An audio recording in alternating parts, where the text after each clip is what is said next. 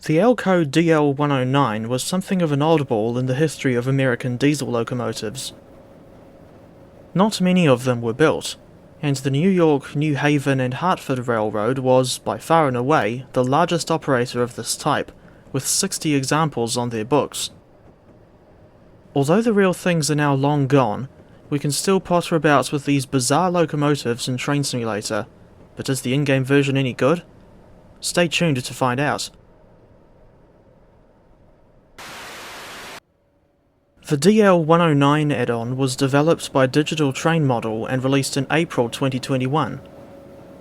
4 years later, the pack is still available to buy on Steam for $24.79 NZD at full price. I've known about DTM for at least 10 years at this point, and I own a moderate amount of his add-ons, including the EMD GP30 and SD50. But the DL-109 is the only one I've bought recently. I hear that this developer doesn't have the best reputation, to say the least.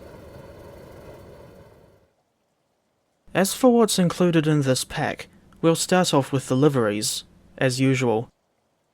The selection is as follows: New Haven Brooks Brothers, New Haven McGuinness, New Haven the Cranberry, NH Green and Gold, and last but not least, NH Green and Orange. The latter colour is certainly not annoying.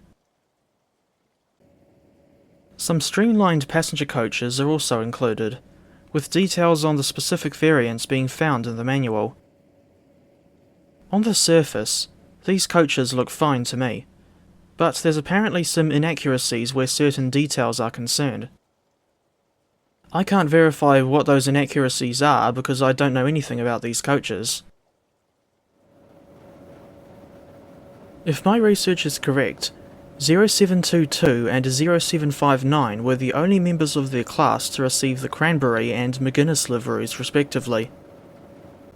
DTM's model for TS Classic only depicts the DL-109 in her original condition, so the Cranberry and McGuinness liveries are not realistic for this model. As for the textures, I'm not sure how to describe it, but there's just something about them that makes me think they don't look good at all, especially for DLC released as recently as 2021. I would have said that the McGuinness livery is my favourite of the bunch, but due to the poor quality textures, I don't really like any of the liveries that come with the DL-109, to be honest. For comparison, I thought I'd bring in the EMD FL9 Electro Diesel. No prizes for guessing which of these two I prefer, even just going by the textures. And for reference, the FL9 was released in February 2015, the better part of 6 years before the DL-109. As far as I can tell, the DL-109 is not an advanced model. She doesn't even have a realistic cold start procedure, for one thing. Details on the keyboard controls and how to drive this locomotive can be found in the manual. I'll give credit to DTM for at least supplying a reasonably well detailed manual, but there aren't many other good aspects to this add-on. This locomotive has the so-called advanced brakes, which I swear have been used on many other DTM products released before and after April 2021, and even the New Zealand Railways DJ class from the Midland Line DLC. In any case, I don't like advanced brakes, but at least it's possible to increase or reduce their difficulty. It's Control-Shift-1 to increase and Control-Shift-2 to decrease.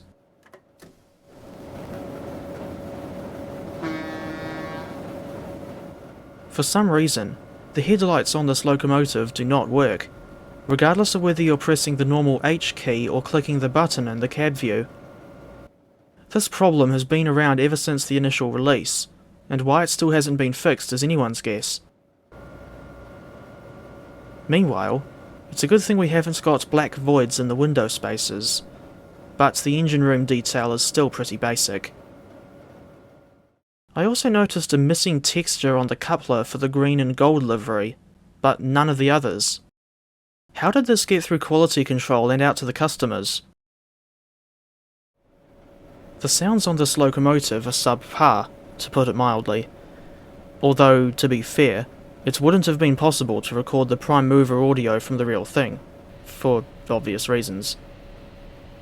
As for the horn sound, it's quite similar to what was used on DTM's Union Pacific gas turbines from December 2020, albeit with a very noticeable loop this time.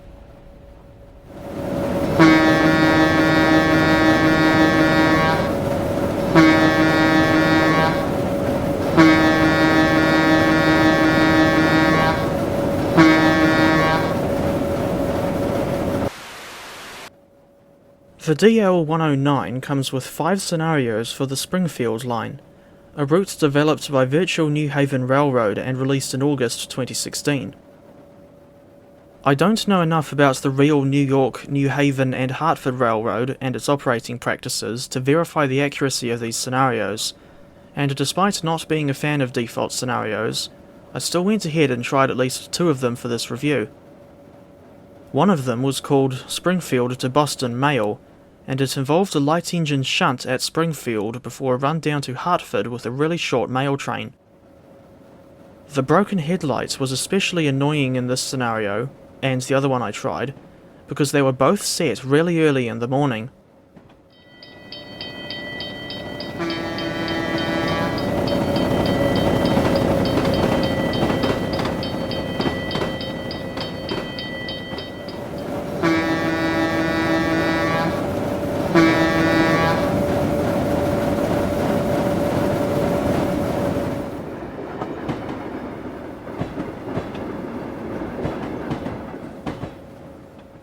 As for the Springfield line itself, I have no intention of reviewing this route anytime soon, if at all, but I will say that, on first impression, I think it's decent. There's a good amount of detail, for one thing, and the old-timey aesthetic reminds me of the Sacramento Northern and Bessemer and Lake Erie routes by G-Trax. For reference, the Springfield route runs for 62 miles, or around 99 kilometers, through the state of Connecticut, with New Haven at the southern end and Springfield at the northern end. Incidentally, one of the locomotives that comes with the Springfield line is the ALCO S2 shunter, which uses the same prime mover as the DL-109. And now, I'd like to do a comparison between the different sound sets on these 2 locomotives in-game.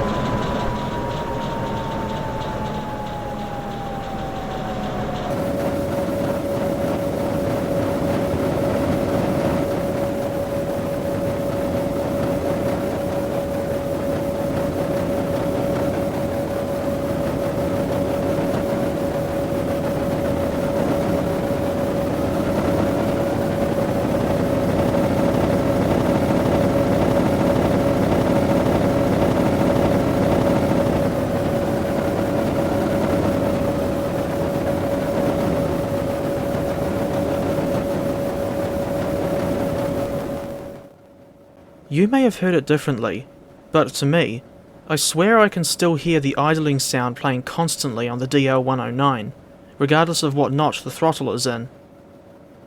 Come to think of it, since there are plenty of S2s still around in real life, I wonder why the developer didn't just record prime mover sounds from an S2 and use them on the DL-109.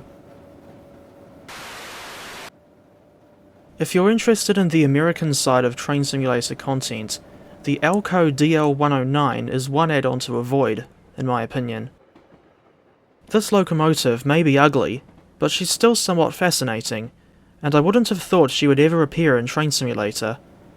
It's just a shame that the execution of this add-on was so poor, especially where the sounds and textures are concerned. I'm afraid I can only give this add-on a 3 out of 10, and would not recommend it to other TS players. To end the video on a positive note, I'd like to shout out at least one DTM product that I actually like, and that's the Union Pacific EMD DD40AX, otherwise known as the Centennial.